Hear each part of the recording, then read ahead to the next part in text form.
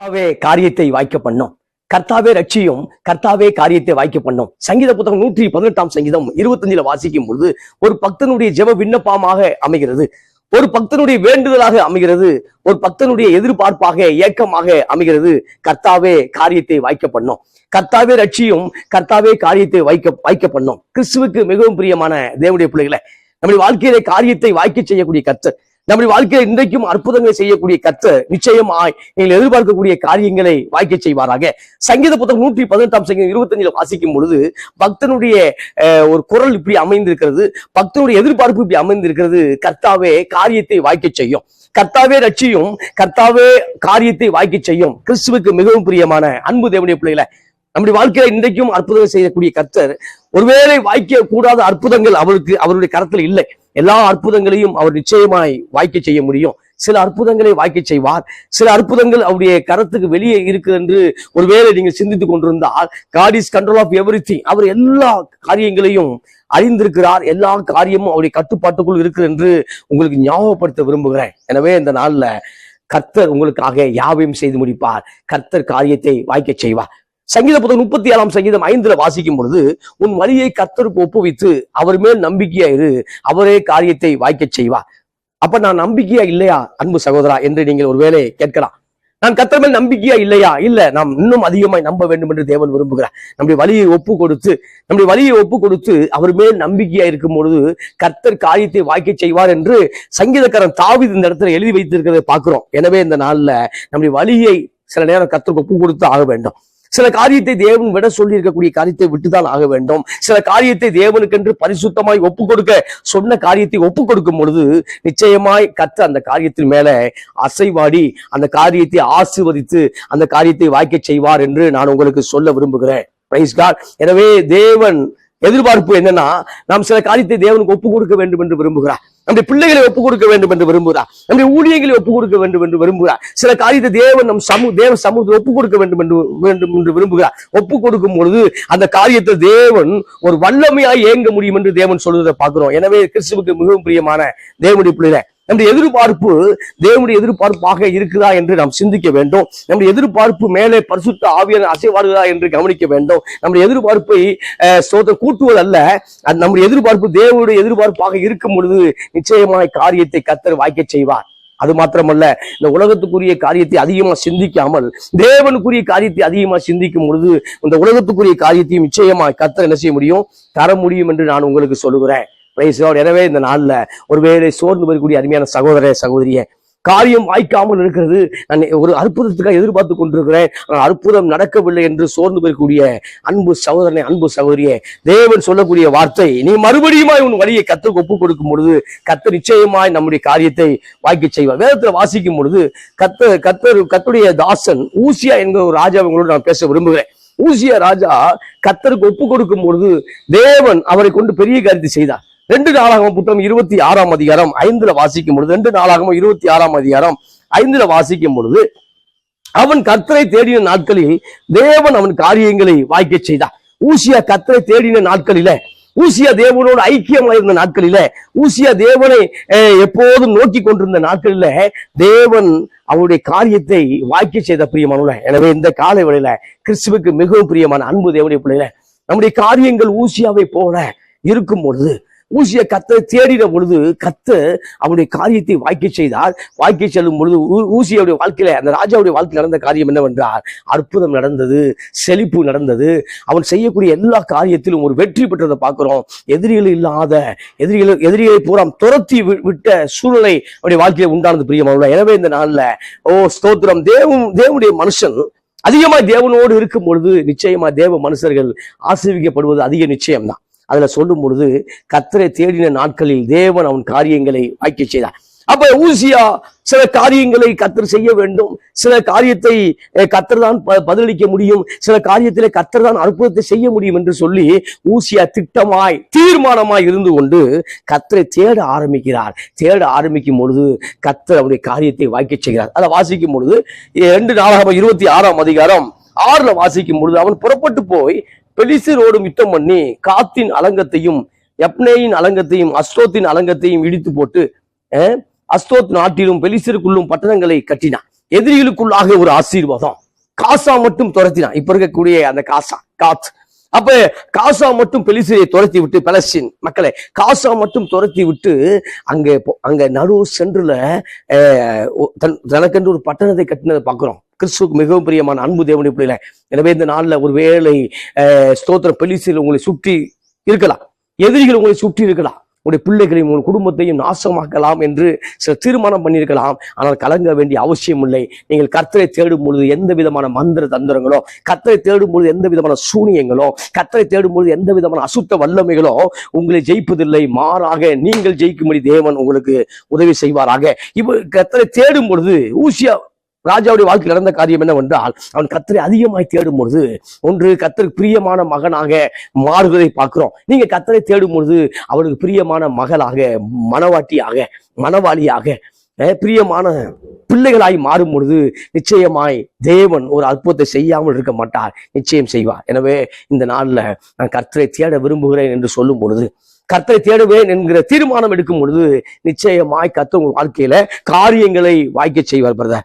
உடனே நெடுங்காலமாய் காத்திருக்கிறது இருதயத்தை இழைக்க பண்ணும். ஆனால் விரும்பினது வரும்பொழுது தேவ விருட்சம் போல இருக்கும், அது ஜீவ விருட்சம் போல இருக்கும் என்று எழுதப்பட்டிருக்கிறத பார்க்கிறோம். அப்ப நெடுங்காலமாய் சில காரியத்துக்கு காத்திருக்கும் பொழுது, நெடுங்காலமாய் அற்புதம் நடக்காமல் இருக்கிறது என்று சில காரியத்துக்கு காத்திருக்கும் பொழுது உண்மையிலே இருதயம் இழைத்து போகிறது, சோர்ந்து போகிறது. ஆனால் அற்புதம் நடக்கும் பொழுதோ, அதிசயம் நடக்கும் பொழுதோ அது ஜீவ விருட்சத்தை போல, உயிருள்ள மரத்தை போல காணப்படுது என்று பைபிள் சொல்றதை பார்க்கிறோம். எனவே இந்த நாள்ல ஸ்தோத்திரம், உங்களுடைய பிள்ளைகளுடைய படிப்பு ஒருவேளை வாய்க்காமல் இருக்கலாம். ஆனால் ஜெபிக்கும் பொழுது பிள்ளைகளை கர்த்தர் ஞானவான்களை மாற்றுவார். பிள்ளைகள் நல்ல ஸ்கோர் பண்ணும்படி கர்த்தர் உதவி செய்வார். ஸ்தோத்திரம், முழு ஆண்டுக்கு நல்ல ஸ்கோர் பண்ணும்படியாக தேவன் உதவி செய்வார். அதுபோல அதே போல திருமண காரியத்துக்காய் காத்திருக்கக்கூடிய பிள்ளைகள் ஒருவேளை திருமண காரியம் தள்ளி போய் கொண்டிருக்கலாம். கற்பத்தின் கனிகை காத்திருக்கும் பொழுது பிள்ளை பெறுவதை தள்ளி போய் கொண்டிருக்கலாம். ஆனால் செபிக்கும் பொழுது நிச்சயமாக ஒரு அற்புதத்தை பெற்றுக்கொள்ள முடியும். ஏனென்றால் கர்த்தரை தேடிய நாட்களில் கர்த்தர் காரியத்தை வாய்க்க செய்யக்கூடியவராக பார்க்கிறோம். எனவே கர்த்தர் காரியத்தை வாய்க்க செய்வார். எனவே கலங்க வேண்டிய அவசியம் இல்லை. அங்க பார்க்கிறோம். அதுல 2 நாளாகமும் 26ஆம் அதிகாரத்திலிருந்து 7, 8, 9 வாசிக்கும் பொழுது ஒரு பெரிய ஒரு ஆசீர்வாதத்தை உண்டாகிறது. எருசலேமுக்கு ஒரு பெரிய ஆசீர்வாதம் அந்த ராஜாவால் உண்டாக்கப்பட்டதை பார்க்கிறோம். அது மாத்திரமல்ல, 10வது வசனம், அவனுக்கு பள்ளத்தாக்கிலும் சமபூமியிலும் அநேக ஆடு மாடுகளும் மலைகளிலும் வயல்களிலும் பயிர் குடிகளும் திராட்சை தோட்டக்காரரும் உண்டாயிருந்தபடினால் அவன் வனாந்தரத்திலே கோபுரங்களை கட்டி அநேக துறவுகளை வெட்டினான். அவன் வெள்ளாண்மை பிரியனாக இருந்தான். ஊசியா ராஜாவை குறித்து சொல்லும் பொழுது அவன் ஒரு வெள்ளாமை பிரியனாக இருந்தான்.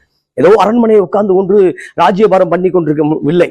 அரண்மனையிலே உட்கார்ந்து கொண்டு ஸ்தோத்திர எதிரிகளில் மாத்திரம் படையெடுத்து கொண்டிருக்கவில்லை. மாறாக ஸ்தோத்திரம் மறுபடியும் அக்ரிகல்ச்சர் டிபார்ட்மெண்ட்ல அந்த மறுபடியுமாக அதிகமாக விவசாயம் பண்ண வேண்டும் என்று கருத்துள்ள ராஜாவாக இருந்த பார்க்கிறோம். எனவே அந்த அப்படிப்பட்ட எண்ணங்கள் இருக்கும் பொழுது கர்த்தர் அவருடைய காரியத்தை வாய்க்க செய்வதாக இருந்தார். எனவே பைபிள்ல எந்த ஒரு ராஜாவை பற்றி சொல்லல, இவன் வெள்ளாண்மை பிரியனாக இருந்தான், வேளாண்மை செய்யக்கூடிய இதுல ஒரு ஆர்வம் உள்ள மனிதனாக இருந்தான். கர்த்தர் ஆசீர்வதிக்க பார்க்கிறோம். வனாந்தரத்துல அநேக துறவுகளை வெட்டினான் ஊசியா ராஜா. அநேக துறவுகளை வனாந்தரத்தில் வெட்டும் பொழுது அந்த இடத்துல கர்த்தர் அற்புதம் செய்யறதை பார்க்கிறோம். இந்த ராஜா மாத்திரம்தான் 52 ஆண்டுகள் ராஜ்யபாரத்தை பண்ற பார்க்கிறோம். தாவீதோ, சாலமோனோ அல்லது சவுலோ 40 ஆண்டுகள் மாத்திர இஸ்ரவேலை ஆண்டார்கள். இந்த ராஜாவை குறித்து வாசிக்கும் பொழுது 2 நாளாகமம் 26ஆம் அதிகாரம் 3ல சொல்லும் பொழுது ஊசியா ராஜாவாகிற போது 16 வயதா இருந்து 52 வருஷம் எருசலேமில் அரசாண்டான் போட்டு 52 ஆண்டுகள் அரசாட்சிக்குள்ளாக இருந்ததை பார்க்கிறோம். அதுக்கப்புறம் சில தவறுகள் அவருடைய வாழ்க்கையில் நடக்கிறது. அந்த இதுக்குள்ள போக வேண்டாம். ஆனால் அவன் செய்த காரியங்கள், அது ராஜா தேவனோடு இருந்த நாட்கள் எல்லாவற்றையும் தேவன் ஆசீர்வதித்து அதை பெருக பண்றதை பார்க்கிறோம். அது மாத்திரமல்ல, ஆடு மாடுகள் மேல ஒரு ஆர்வம், பண்ணை மேல ஆர்வம், இதெல்லாம் பார்க்கும்போது கர்த்தர் அவனை ஆசீர்வதித்ததை பார்க்க. இந்த நாள்ல உங்கள் தொழில் மேல இன்னும் ஆர்வமா இருங்க. கர்த்தர் எனக்காக யாவையும் செய்வார் என்க நம்புங்க. கர்த்தருடைய கருத்துல வெற்றியை பெறுவேன்னு சொல்லி நம்புங்க. நிச்சயமா கர்த்தர் உங்களை ஆசீர்வதிக்க அவர் போதுமானவராக இருக்கிறார். இன்னொரு வசனத்தை வாசிக்க விரும்புகிறேன். அதிலே வாசிக்கும் பொழுது உன்னத பாட்டு புத்தகம் 3ஆம் அதிகாரத்துல வாசிக்கும் பொழுது நேசரை தேட வேண்டிய சூலோமித்தி, நேசருக்காய் காத்திருக்க வேண்டிய சூலோமித்தி நேசரை விட்டு விடுறதை பார்க்கிறோம். நம்முடைய வாழ்க்கையில சில நேரம் காரியத்தை வாய்க்க பண்ண வேண்டிய கர்த்தரை தேடாமல், காரியத்தை வாய்க்க பண்ண வேண்டிய கர்த்தரை தேடாமல், ஒருவேளை கர்த்தரே காரியத்தை வாய்க்க பண்ணக்கூடிய கர்த்தரே நம்மிடத்தில் வரும்பொழுது சில நேரம் நாம் தூங்கி விடுகிறோம், அல்லது ஆவிக்குரிய வாழ்க்கையில மந்த நிலைமையை மாறுகிறோம். அந்த மந்த நிலைமை மணவாளிக்கு வரும்பொழுது மணவாளி நேசருக்கு கதவை திறக்கவில்லை. எனவே காரியம் வாய்க்காமல் போனது பிரியமானவர்களே. எனவே மறுபடியும் மணவாளி நேசரை பின்தொடர்ந்ததை பார்க்கிறோம். இந்த கால வேளையில பரிசுத்த ஆவியானவர் சொல்லக்கூடிய ஆலோசனை கேட்க வேண்டும் என்று தேவன் விரும்புகிறார். அன்பு சகோதரா, அன்பு சகோதரியே, பரிசுத்த ஆவியானவர் சொல்லக்கூடிய வார்த்தையை கேளுங்க. உங்கள் இருதயத்தை திறந்து விடுங்க. நிச்சயமா கர்த்தர் அற்புதத்தை செய்ய முடியும். வாசிக்கிற உன்னத பாட்டு புத்தகம் 5ஆம் அதிகாரம் 2ல வாசிக்கும் பொழுது, நான் நித்திரை பண்ணினேன், என் இதயமும் விழுத்திருந்தது, கதவை தட்டுகிற என் நேசரின் சத்தத்தை கேட்டேன். என் சகோதரியே, என் பிரியமே, என் புறாவே, என் உத்தமியே, கதவை தர, என் தலை பனியினாலும் என் தலைமயிர் இரவில் பெய்யும் தூரலினாலும் நனைகிறது என்றார். அப்ப நேசர் யாரை சந்திக்கிறார்னா மணவாளியை சந்திக்கிறார். என் நேசமே கதவை தர, என் சகோதரியை கதவை தர சொல்லி நேசர் ஆண்டவரை இயேசு கிறிஸ்து பரிசுத்த ஆவியானவர் கதவை தட்டுகிறார்.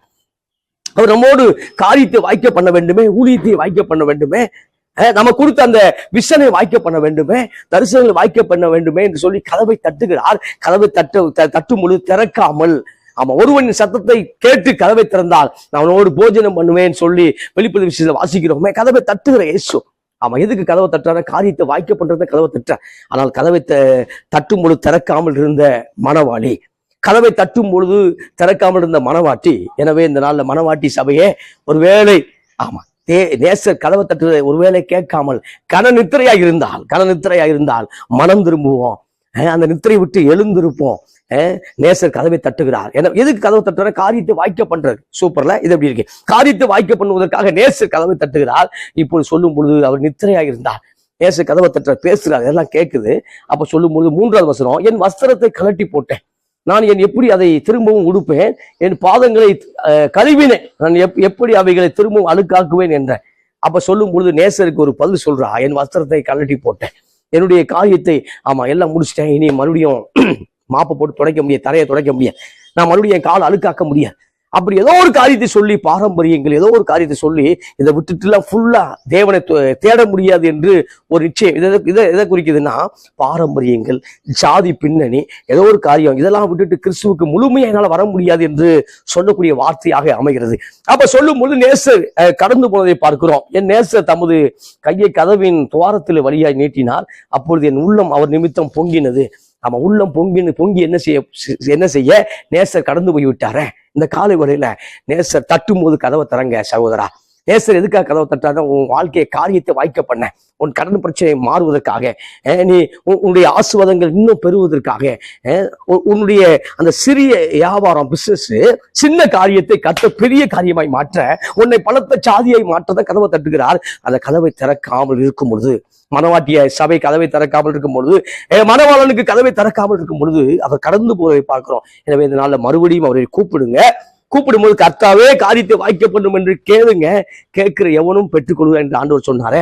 எனவே என் நேசருக்கு கதவை திறக்க நான் எழுந்தேன்.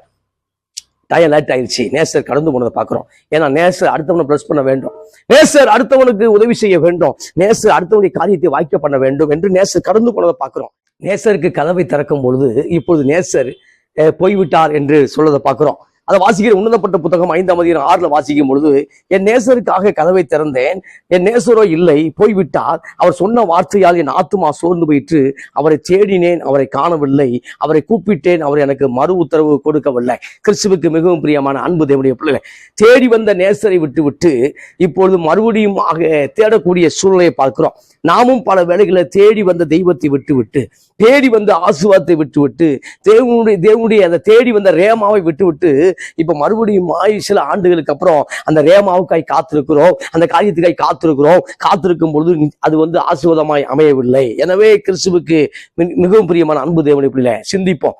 என்ன சிந்திப்போம் அப்படின்னா, மணவாளி இப்பொழுது நேசருக்காக இருக்க வேண்டிய அந்த மணவாளி, நேசருக்காக வாழ வேண்டிய அந்த மணவாட்டி நேசரை தொலைத்து விடும் பொழுது, அல்லது நேசருக்குரிய வார்த்தையை கேட்காமல் இருக்கும் பொழுது நேசர் கடந்து போனதை பார்க்கிறோம். இந்த காலை வேளையில, இந்த நாள்ல ஒருவேளை நம்முடைய நேசர் உங்களுக்கு சொன்ன ஒரு வார்த்தைகளை, ஒருவேளை கர்த்தர் காரியத்தை வாய்க்க பண்ணுவதற்காக உங்களோடு பேசின வார்த்தைகளை நீங்கள் ஒருவேளை விட்டுவிட்டால் மறுபடியும் மனம் திரும்ப கர்த்தர் உங்களுக்கு உதவி செய்வாராக. எனவே இப்ப நேசருக்காய் கதவை திறக்க நடக்கும் பொழுது நேசர் கடந்து போனதை பார்க்கிறோம். நேசரை தேடும் பொழுது ஸ்தோத்திரம் கூப்பிடும் பொழுது நேசர் மறு உத்தரவு அருள சொல்லவில்லை, மறு உத்தரவு கொடுக்கவில்லை. இப்பொழுது நேசருக்காக காத்திருந்து நேசரை தேடி அது ஸ்தோத்திரம் அது கஷ்டமான சூழ்நிலை மாறினதை பார்க்கிறோம். அப்ப 7ஆம் வசனம் வாசிக்கும் பொழுது இப்ப நகரத்துக்குள்ளாக நேசரை தேடும் பொழுது அது காவலாளரால் அடிபட்டதை பார்க்கிறோம். சூலமித்தி காவல்காரரால் அடிபட்டதை பார்க்கிறோம். அதுல வாசிக்கும் பொழுது எருசலேம் குமார்த்திகளே, என் நேசரை கண்டாராகி, இப்ப என் நேசரை கண்டீர்களாகி நான் நேசத்தால் சோகம் அடைந்திருக்கிறேன் என்று அவருக்கு சொல்லும்படி உங்களுக்கு ஆணையிடுகிறேன். இப்போ ஆணையிடுறான். என்ன ஆணையிடுறான்னா, நான் நேசத்தால் சோகமாயிருக்கிறேன், எனவே என் நேசரை கண்டீர்களானால் அவருக்கு நான் நேசத்தால் சோகமாயிருக்கிறேன் என்று சொல்லுங்கள் என்று ஒரு ஆணையிடுவதை பார்க்கிறோம். கிறிஸ்துவுக்கு மிகவும் பிரியமான அன்பு தேவனுடைய பிள்ளைகளே, ஒருவேளை தேவன் நம்ம விட்டு போகும் பொழுது, பரிசுத்த ஆவியார் நம்ம விட்டு போகும் பொழுது அந்த பிரச்சனை மறைந்து போகிறது, அந்த காரியங்கள் மறைந்து போகிறது. இப்பொழுது பார்க்கும் பொழுது நாம் சோர்ந்து போயிருக்கிறோம், நம்முடைய காரியங்கள் சோர்ந்து போயிருக்கிறது, கர்த்தர் கைவிட்டதை போல உணர்கிறோம். ஏன் உணர்கிறோம் என்றால், நேசர் கதவை தட்டும் பொழுது நாம் திறக்கவில்லை, இப்பொழுது திறக்கும் பொழுது நேசர் இல்லை. இப்பொழுது நேசரை தேடி ஸ்தோத்திரம் சில காரியங்கள் மோசமான சம்பவமாக அமைகிறத பார்க்கிறோம். எனவே இந்த நாள்ல நாம் கர்த்தரை தேடுவோம், கர்த்தர் காரியத்தை வாய்க்க செய்வார், கர்த்தருக்காய் காத்திருங்கள், நிச்சயம் வெற்றி பெறுவீர்கள். ஒரு வசனத்தை நான் வாசித்து நிறைவு செய்ய விரும்புகிறேன். மத்தேயு புத்தகம் 6ஆம் அதிகாரம் 33 சொல்லும்போது, மத்தேயு 6:33 முதலாவது தேவனுடைய ராஜ்யத்தையும் அவருடைய நீதியையும் தேடுங்கள், அப்பொழுது இவையெல்லாம் உங்களுக்கு கூட கொடுக்கப்படும் என்று ஆண்டவர் சொன்னார். முதலாவது தேவனுடைய ராஜ்யத்தையும் அவர் நீதியும் தேடுங்கள், பிறகு எல்லாம் உங்களுக்கு கூட கொடுக்கப்படும் என்று சொன்னது என்னன்னா, உணவு காரியங்கள், உடை காரியங்கள், ஆசீர்வாதங்கள், இதெல்லாம் எப்ப நடக்குது அப்படின்னா, கர்த்தரை தேடும் பொழுது காரியம் மாறுதலாக முடிகிறது. கர்த்தரை தேடும் பொழுது சூழ்நிலை நமக்காக சாதகமாக அமைகிறத பார்க்கிறோம். கர்த்தரை தேடும் பொழுது நிச்சயமாய் கர்த்தர் காரியத்தை வாய்க்க செய்வாராக. ஆமென் சொல்லுங்களேன். ஆமென். எனவே கர்த்தாவே ரட்சியும், கர்த்தாவே காரியத்தை வாய்க்க செய்யக்கூடிய கர்த்தர் இந்த நாள் உங்களோடு இருக்கிறார் பிரதர். உங்களோடு கர்த்தர் பேசிக் கொண்டிருக்கிறார். எனவே பிசாசு சொன்ன அந்த பொய்யை நம்பாதிருங்கள், பிசாசு சொல்லக்கூடிய காரியத்தை நம்பாதிருங்கள். அவன் சொல்லக்கூடிய காரியம் என்னவென்றால், அற்புதம் இனி நடக்க போவதில்லை, அற்புதம் சம்பவிக்க போவதில்லை, உங்க வாழ்க்கையில் அற்புதமே ஒன்று கிடையாது அப்படி சொல்லக்கூடிய காரியத்தெல்லாம் நம்ப வேண்டாம். பிசாசின் வார்த்தைகளை ஓவர் கம் பண்ணி, பிசாசின் வார்த்தைகளை அதை அப்படியே நம்பாம ஏற்றுக்கொள்ளாம அதை இக்னோர் பண்ணிட்டு தேவனுடைய வார்த்தையால் நிரம்பி, தேவனுடைய ஆவியால் நிரம்பி பிசாசை மேற்கொள்ளக்கூடிய கிருபை உங்களுக்கு தருவாராக. எனவே வாக்குத்தத்தத்தை அறிக்கை செய்யுங்கள், ஜெபம் பண்ணுங்க, அந்நிய பாஷையில் நிரம்பி ஜெபம் பண்ணுங்க, வாக்குத்தத்தத்தை அறிக்கை செய்யுங்க. கர்த்தர் காரியத்தை வாய்க்க பண்ணுவார் என்று நம்புங்கள். நிச்சயமா கர்த்தர் உங்களோடு இருப்பாராக, உங்கள் காரியத்தை வாய்க்க செய்வாராக. எனவே நீங்கள் தான் கிறிஸ்துவுக்குள் ஒரு வெற்றியாளர். அதை முதல் நம்புங்க. நான் ஒரு கிறிஸ்துவ வெற்றியாளர் நம்புங்க. என்னால் கர்த்தர் அதை செய்து முடியக்கூடிய காரியத்தை செய்ய முடியும் என்று நம்புங்க. இதைத்தான் பவுல் சொன்னா, என்னை பலப்படுத்த கிறிஸ்துவினால எல்லாவற்றையும் செய்ய எனக்கு பலன் உண்டு என்று நம்பினான். எனவே இந்த நாள்ல உங்களை நம்புங்கள் அன்பு சகோதரா, உங்களை நம்புங்கள் அன்பு சகோதரியே. கர்த்தர் எனக்கு செய்யாமல் யாருக்கு அற்புதம் செய்ய போகிறார்? எனக்கு அற்புதம் செய்வார் என்று நம்புங்கள். கர்த்தர் பெரிய காரியத்தை செய்வாராக. எனவே கர்த்தர் வாழ்க்கையில காரியத்தை வாய்க்க பண்ணுவாராக. ஆமென்.